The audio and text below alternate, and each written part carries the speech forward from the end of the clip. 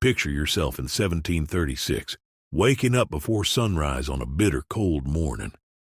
There is no indoor plumbing, no bathroom light to flick on, no warm toilet waiting for you a few steps away.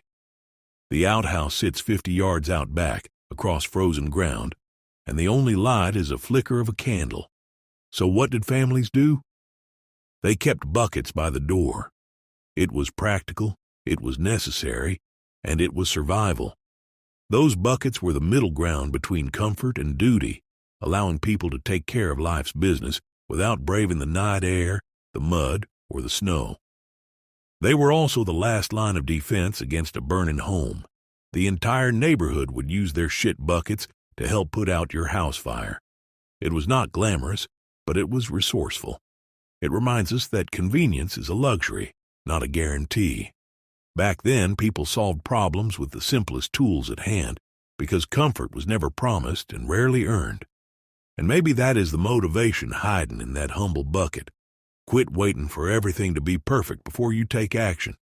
Do what you can with what you have right now.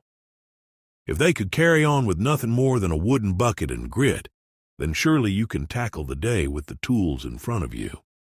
Now check it out. A fire engine back then was basically a giant hand pump on wheels, the original CrossFit workout. You think burpees are tough? Try pumping water for 3 hours while smoke chokes your lungs and your eyebrows are literally sizzling. These guys were tougher than a poor single mom with 5 kids and 3 jobs. Here's where the lesson of the day comes in.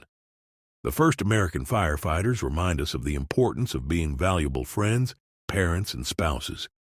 They didn't run into burning buildings for fame or Instagram likes.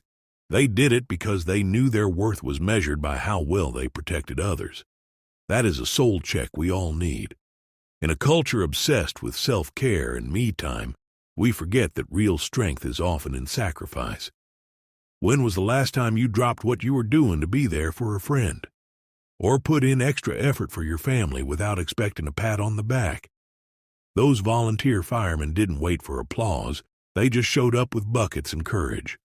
And that's the model we should copy. Another interesting note is that firefighting culture birthed some of the first brotherhoods in America. They had uniforms, insignias, and meetings that looked a lot like fraternal clubs. Some even threw banquets after a big blaze, because nothing says team bonding like celebrating the fact that your mustache didn't burn off. Out of this grew traditions of teamwork and loyalty that carried into other American institutions. And here's the funny part.